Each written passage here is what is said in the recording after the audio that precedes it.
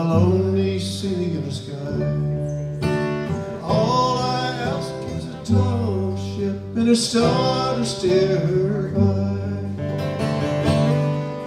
and the wheels kick in the wind song and the white sails shake, and the gray mist on the sea's face and the great dawn breaking.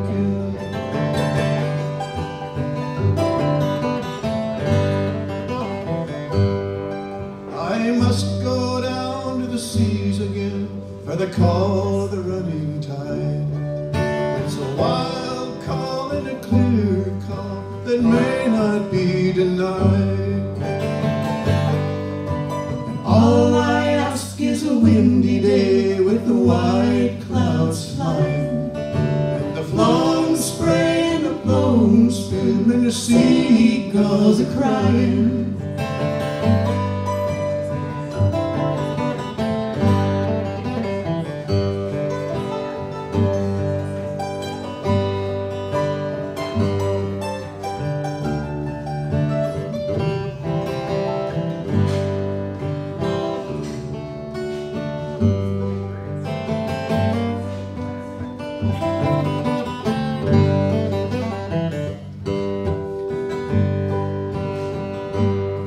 I must go down to the seas again, to the vagrant gypsy life, to the gulls way and the whales way, where the wind's like a wedded knife.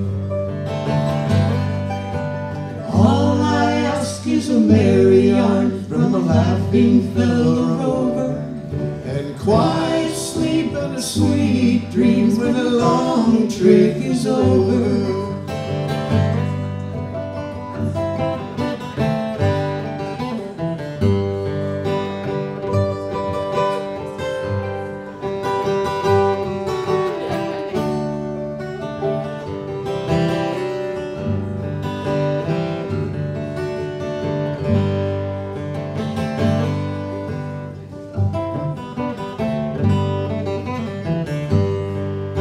I must go down to the sea again, to the lonely sea in the sky,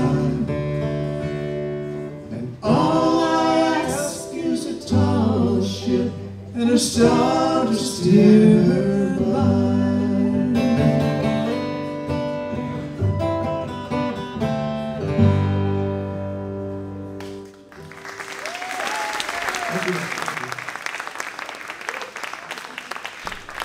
Hi, we're here today at Bellingham's first annual SeaFeast. We're going to learn more about Bellingham's rich maritime culture, and let's go check it out.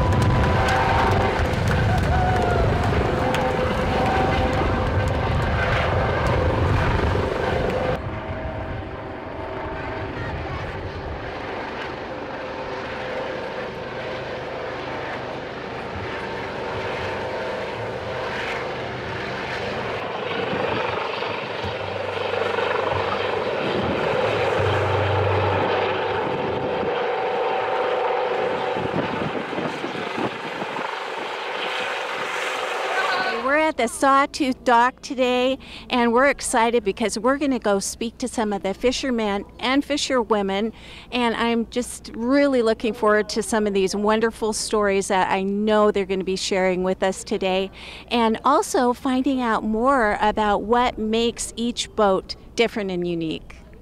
Can you tell me what it's like to be a part of the fishing community in Bellingham, what that experience is? Being part of a fishing community is family, and it's how we both grew up, and it's very different from what is often portrayed on TV. And that's one of the first questions we get. Oh, is it like Deadliest Catch? And it's really not. It's really a special community experience, and that's what I hope a lot of the public is able to recognize.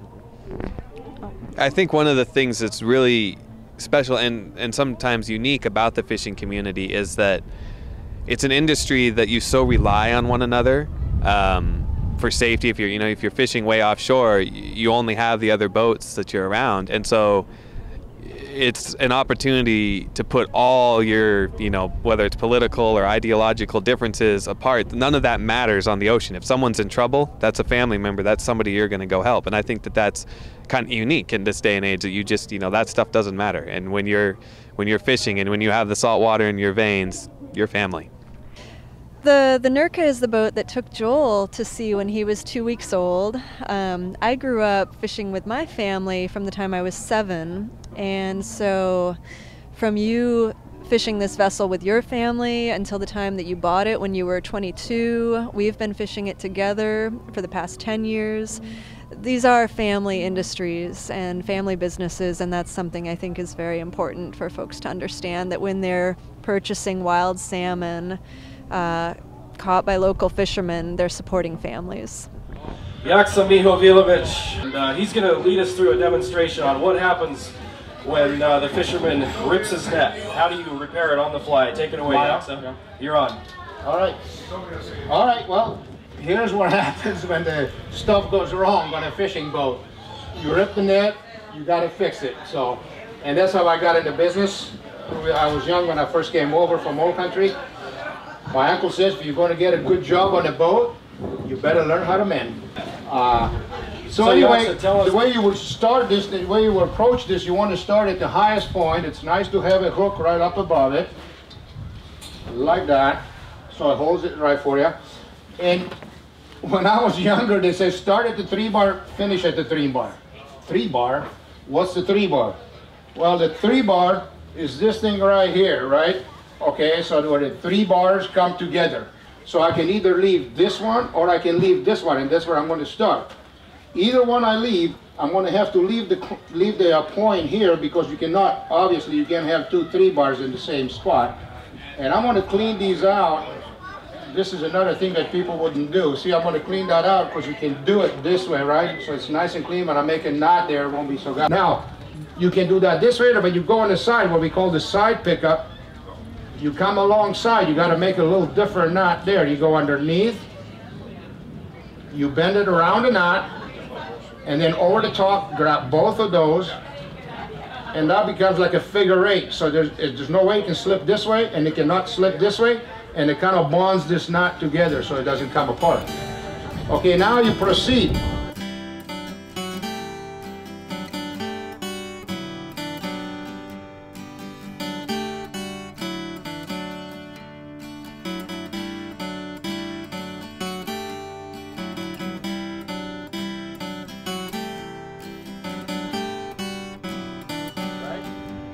Same as what I do up here over the top, I just did the same thing but underneath, okay? And then come back up here, pick this up. All right, and there's my finish. Ladies and gentlemen, round of applause for Jaksa. Okay. Yeah. There you go.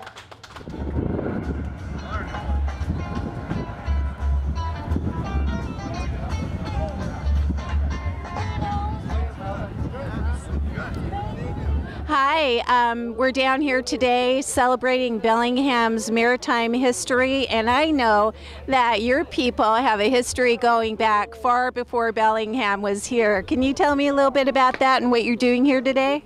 Well, my name is Willie Lane. I'm a Lummi tribal member, and what we're doing here is we're barbecuing our salmon in our traditional ways here.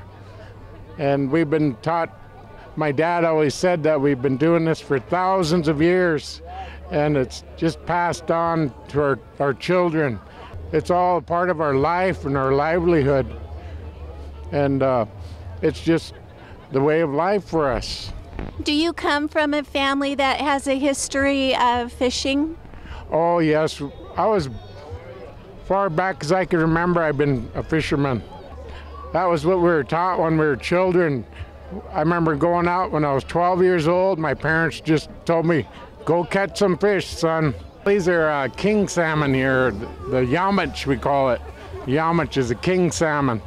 And these sticks here are ironwood sticks. They don't burn. And that's just the way we were taught from my uncles, my grandparents. And it's just a way of life for us, and I'm just grateful to be able to do this, you know. You know, it's an honor. I love doing this, as you can see. I love, you know, this is our life. And it's just a privilege to be able to fish, you know. Something we can't take for granted either, which is really, you know, we got to take care of our waters, our earth, and I'm just grateful to be a part of this, and it's amazing. It's, you know, my life is amazing today. So both teams are swimming across to the rafts, and when each team member is loaded onto the raft first, they are the winners. And then once we figure out who the winner is, we'll go over to the loading dock and we'll present the winners with the golden boot. Okay, got it. Okay, racers, are you ready? Yeah. On your marks, get set, go!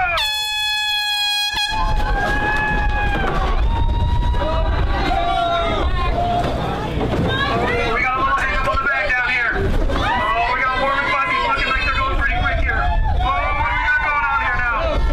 Oh, I better get off this horse full of water. Okay, come on, Broken Goose, you got to pick it up now. Warm and fuzzies, they're really getting her going here. Make sure you get those heads on now. Working together, look at that. You got the first jump. Jumper in the water. He's going with the backstroke. We got another jumper in the water going from Team Broken Goosey. We're going with double backstrokes. We got a freestyle winner. Oh, it's Rio all over again. Let's go.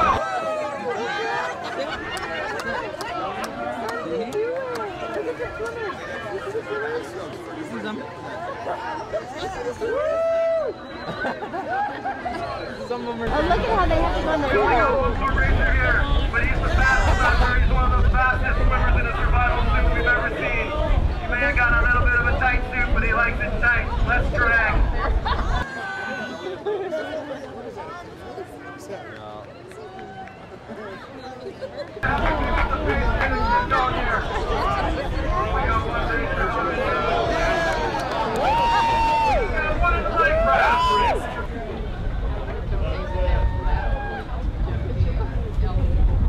Let's hear it, folks. Let's cheer these folks on here.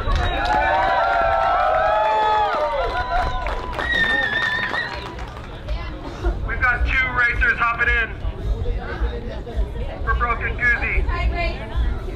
It's a real tight race. It's gonna come. It's gonna be a photo finish, folks. We got enough for him. Oh! And all the racers are in for warm and fuzzy. What's close behind? We have the Broken Gooseys. Looks like we got the winner. Warm and fuzzy.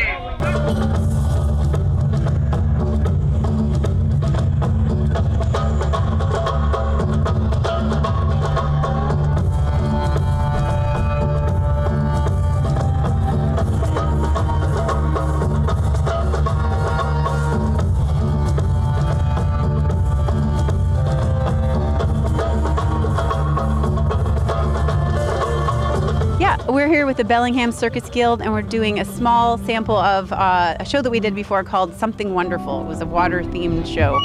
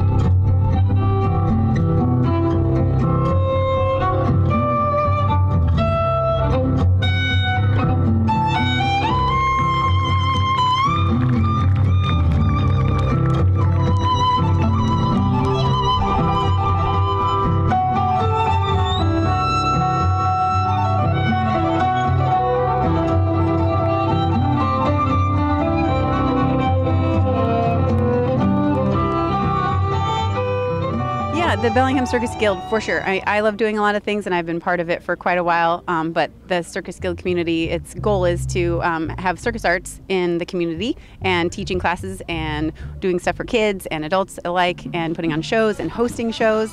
So a variety of things that are all community oriented, for sure.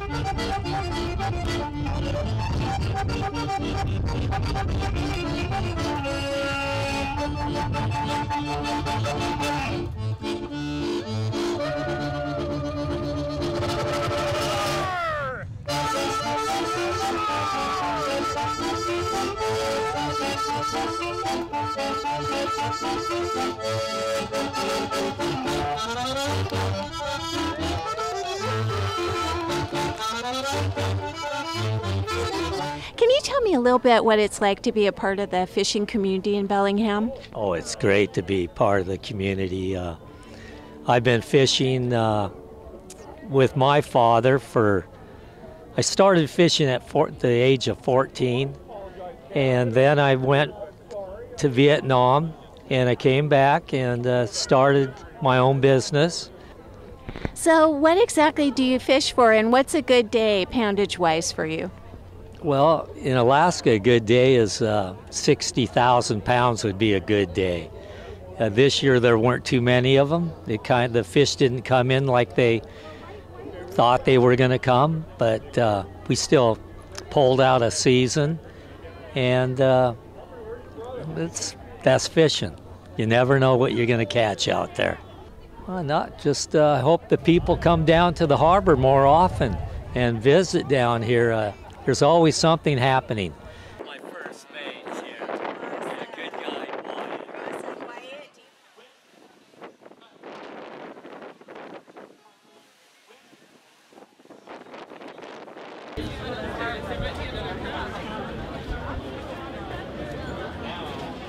We designed this cool thing that you see today, and this is basically a small-scale version of a watershed where we can mimic some of the different things that are happening in our county. We can talk about how and why some of the best management practices that we're asking people to implement work, why we should fence out animals, why we should maintain vegetation along the waterways, things that salmon might need, why wetlands are important, and those kind of things. And it's a way for the kids to get their hands in there and get dirty and do their own managing. And but it's been really well received by kids of all ages. I see they're really getting into it. Yeah. Good morning.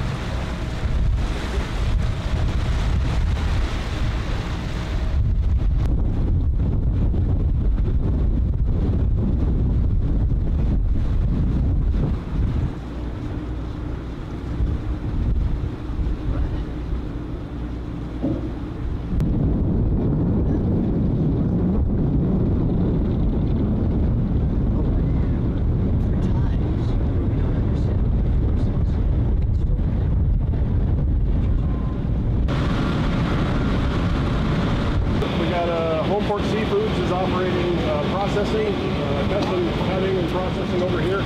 And Kim over here will explain kind of what's going on. They got a full crew going. We're going to go into our ice house. Now, we produce somewhere in the neighborhood of 500,000 pounds of ice we can a day. Depends on what we're doing. So we're going to show you the flakers, the bins. It's about plus 10 in there. Yeah, about plus 10. So it's still cold, but it's not super cold. We go up and over, you can see inside, there's some windows, and there's some rakes that move it back and forth to keep it level all the time. So, if you guys want to follow me. Yeah.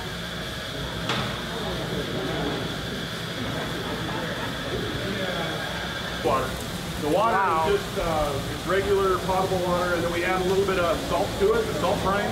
It makes it last a little bit longer and helps it come off the drum with our flakers easier. So. Oh yeah. Wow. That's amazing. We auger it into the blower and it blows it out to the boats. Yeah. So we've also got a chute that we can put it into totes for the customers if they need it for their fish process or whatever else. So. And they pick up do they pick up the ice before they go out or when they come back? No, they usually do it before they go out. Or some of them will come in and stop in before they go to Alaska. Oh. And they'll fill up their holds of their boats, and a lot of times they'll fill them up here because it's ballast. If they're empty running to Alaska, they're like a bobber on the bay or on the ocean. So they'll put a lot of ice in the holds just to act as ballast. And then when they get up there, some of it's melted, you know. So yeah. You serve recreational as well as commercial? Yeah, we get people coming in just filling their totes or ice chests up to go fishing out the bay. Wow. Yeah. Built in 1941 as Bellingham Bay Shipyards, and he made minesweepers during World War II here.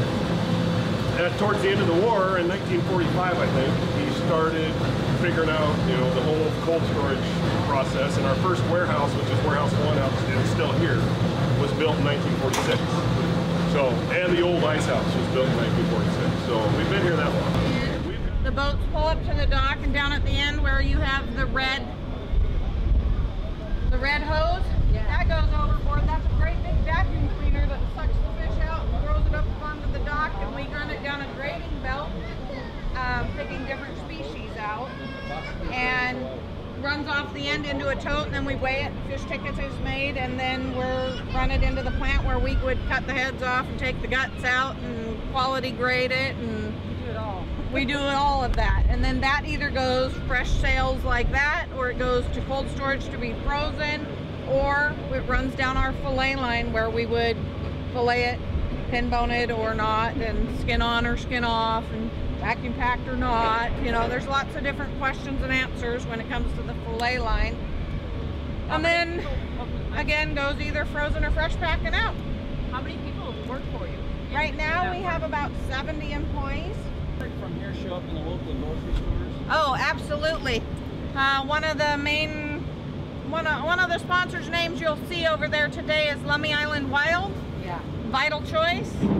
Vital Choice is all internet sales. That goes right through this plant. Okay? Lummi Island Wild, they are in all the Hagen's stores and Whole Foods, I think. But you'll see they're the reef netters out off the backside of Lummi Island, which is a really awesome thing and Anthony's right down here. So lots of local. Hi, would you tell me about your boat? Yes, it's a 37-foot gill netter, and I fish it in Alaskan waters and Puget Sound waters. It's the 9th boat I've built with my dad. The brand name is a Wiggly, and it's locally built out Northwest Avenue. I've been doing this all my life. Well, gill netting, it's exactly what it is, gill netting. It's catches the fish by their gills. So the head can go in the net, but they can't come back out because it's caught around the gills, and the mesh size is just for the size of salmon, so they can't go all the way through, but they get caught by the gills. That's what the brailer is, and usually it'll be slush ice, like a big Slurpee, in there, and you just throw the fish in there, and then they fill the bag up. Once it's full, you go to the tender and unload them. So can you tell me what's a good day of fishing? How many pounds? A boatload, which is 2 years ago, I filled every hatch on this boat with a few in the back. Is 10,500 pounds. I did that in one day by myself. Impressive. That's actually a big day, yes. That was probably 1,200 salmon I picked from 7 a.m. till 8 p.m. at night. That was a good day. No, or the seaman period should know, of course it's a bowline, right? And you go over the top, you twist down, and then around it, the rabbit goes around the tree, blah, blah, blah. And that's the bowline. That's the most common knot. That's it. This one, what's good about this knot is it'll never get tight. You can pull on this, and you can always release it. Okay, it'll never get tight. Now, if you got the bite already, if you got the eye in the line, you can't please it. My helper. If you already got a net and you want to extend the line, or this line is too short and you want to run to the, you make what we call a sheet bend, which is the same knot that I'm making on these net right here, right? Sheet bend is just go through that, and what I'm doing with my needle over the top and underneath, I'm doing with my hand, and that's a sheet bend. Okay, that's the fastest way to extend to a certain line. If the line has already got an eye in it and you want to attach to it, and another nice thing about this one too is this one will release and come. If you don't want to do that, you can make a square, or not, you can come back to the same way, and then that becomes a square. Okay, and then other common knot, well, hitch, which is what we do here. Everybody should know that one too. These are just three. I think there's only like 3 of those: bowline, sheet bend, and this clove hitch or something like that. Yeah. So you come around and then come back over the top of this, and that's it. That's the most everybody should have. If you don't know that, then they say, well, you shouldn't be on a boat. If you want to, expand on that, if one of time, you can do like I did here. You can tie more of them. You can, whatever. But that's a hitch. Okay. I think I covered that. And then I got to show everybody what I was. One time, I kind of pride myself on doing this. I was still younger, just out of high school. And the guy says, oh yeah, you're pretty good with that. He says, who's going to tie the bowline faster? I said, yeah, whatever, go ahead, try it. So he grabs the line like this, and I go, what the heck is he doing? And he just goes like this, and like that. Round of applause, everybody. Wow. Yeah. The turbo bowline. So it's called the flying bowline. It was a Navy guy that showed me how to do this one. And like I said, I was a fisherman. I fished at that point, high school, so I already had 4 years under my belt. And I thought, no way can he tie the bowline faster than me. Now it's a little bit different. It's not quite the same bowline that we're used to, the one that we make. But it was pretty intriguing to me because it's still a bowline. It's pretty good nut. And you know what? Can I sit on the camera? He kicked my butt. Oh, well, Frank is going to try it. I want to see it. Okay. You hold it like this. See, he's going to use this in all countries. Okay, so you go like this, and you go like that, and you go over the top, and then just pull it through that. The flying bowline. You never see one of those?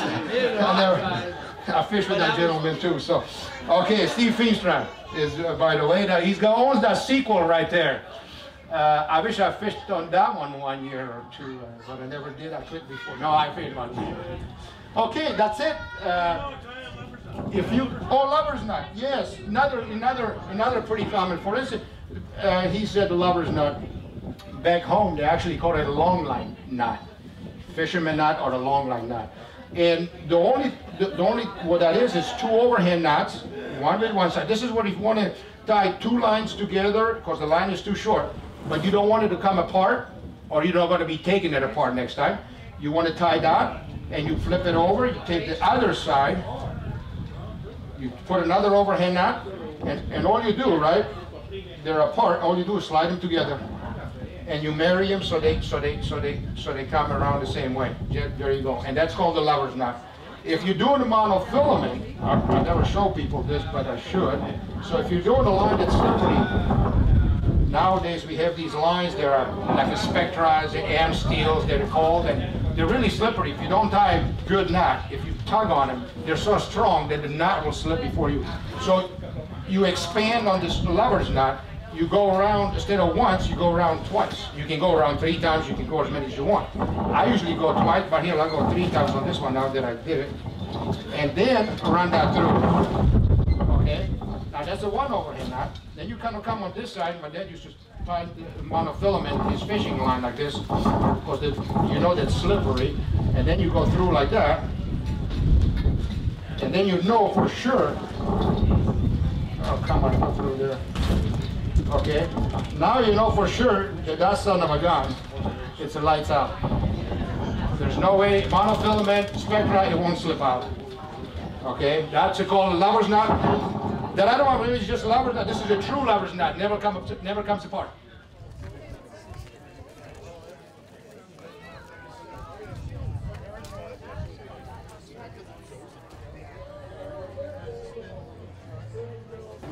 I'm a farmer, live in Deming, Washington.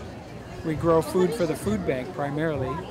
In the wintertime, I have a business that's called Mantiques, and I take old farming equipment, old industrial equipment, and hand tools, and I reform them, refashion them into these sculptures and into lamps and tables. That's what I do in the winter.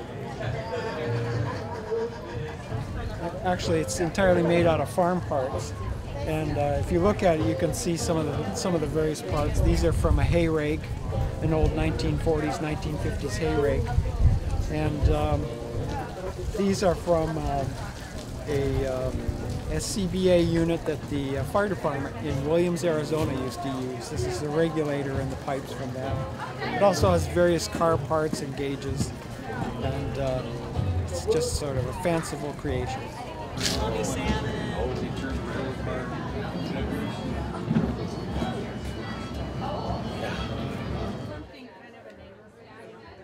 Do you want to smell those guys? You can open those up. Oh, okay. Yeah. What are you doing here today? I sell handcrafted soap, lotion, lip balm, and then coffee buttercream that I make myself, use myself. So, yeah. All natural? Mm-hmm. What are the ingredients? I use a coconut milk base and then 6 different oils in the soap to get a very gentle moisturizing soap that people with sensitive skin can use. A pinch here and there.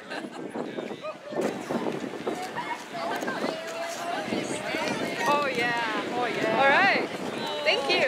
Aw, that's adorable. Thank you. Are you enjoying SeaFeast? Yes, have a great time. What's your favorite part? The food. The fish sandwich, yes. And ocean perch, which is sold in the stores as rockfish. There are 26 species of rockfish, and for the most part, when you fillet them, you really can't tell the difference. The flatfish is Dover, and you know Dover, that nice, delicate, white fillet that you buy in the store. Wait till you see how they take that fillet off without taking any of the guts or any of that. So I'm going to let them go ahead and start. Also going to encourage folks, if you can't see, feel free to come around the back and fill in too. We'll see a couple folks standing back there.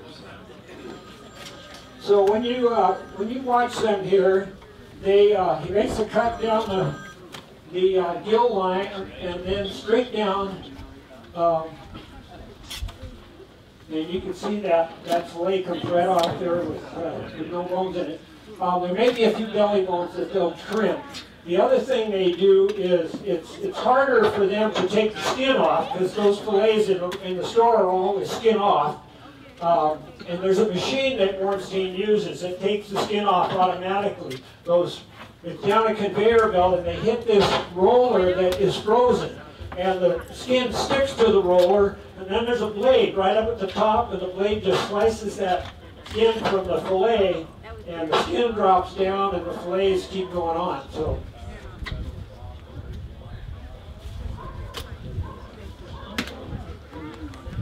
Now a sole, contrary to a rockfish, if you're familiar with rockfish, it's got really sharp spines on the dorsal fin. So they've got to be very, very careful. A sole, they don't have to worry about as much. The other thing they're wearing are chain mesh gloves, so that if they do happen to whack a finger or something, it's going to bounce off. That knife's going to bounce off because those knives are incredibly sharp.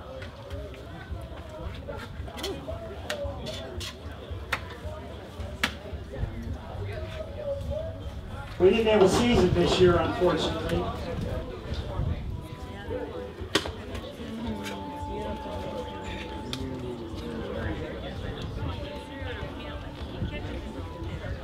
There's quite a bit of trimming done on a salmon fillet. You got to take all those fins off. So he cuts the collar off first, and he uses the collar kind of as a handhold. And he uses the backbone as a guide. That knife will go right down to the backbone, and then he goes right along that backbone, and that's his kind of guide.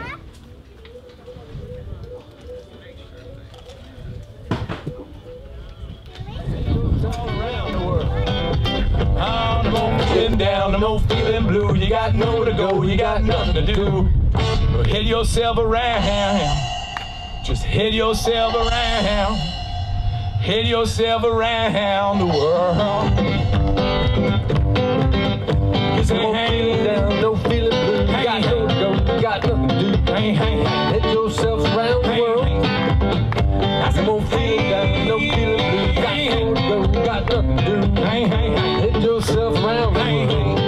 Oh, no feeling down, no feeling blue. You got nowhere to go, you got nothing to do. Just head yourself around the world. I'm here at the Bad Dog Blues Society. We're going to be bluesing it up shortly here. What do you think music means within the Bellingham community, having been a musician for so long in this area? We have a very rich musical community here, and you know, I travel a lot, and I've noticed that the Bellingham community is very tight. The musicians really look out for each other, and they enjoy each other's company, and they respect each other. It's a wonderful musical community to be part of. I'm very proud to be a Bellinghamster.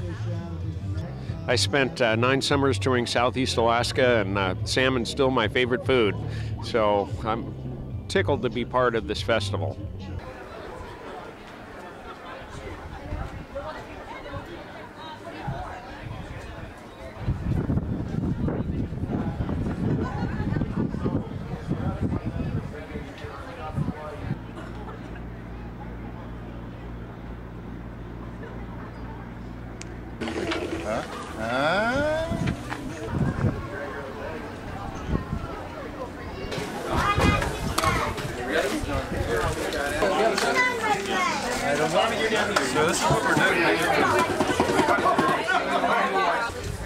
Washington leads the nation in farmed shellfish production with crops worth about $107 million a year.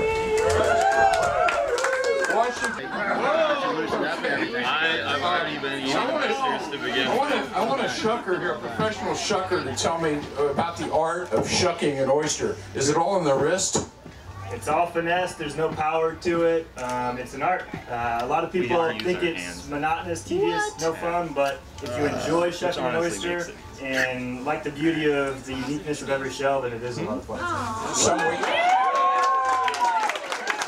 Is it something we can try at home? It is. It's something that's easy. The recommendation will be exactly kind of how all of us up here seem to be doing it with the towel. Don't put the oyster in your hand unless you're incredibly brave and sober, right? The winner will be the team with the most empty shells. Everyone understand the rules? Any questions? Don't throw them and does keep them in a easily. pile. Keep them in a pile so we can count the shells. There you go. Ready? Let's go! I want to put you on a get set. The tension builds. Go!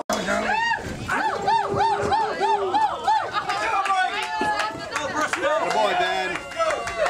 Suck that oyster. Come on, Joey. Come on, back, Chloe. I thought we should call it the slurp and burp. Good job, Bobby. Good job.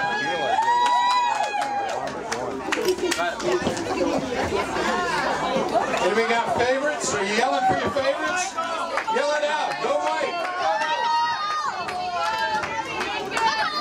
1 minute warning. 1 minute warning. Go for the countdown. 10, 9, 8, 7, 6, 5, 4, 3, 2, 1. Drop everything. All right. Give our counters a minute. He's got the win. Is everybody feeling the tension? He's got a file. Do we need an EMT out here? What's the number? 24. 24. Lilaquist Michael. Great name, Michael. 24. Michael and what? Eminem.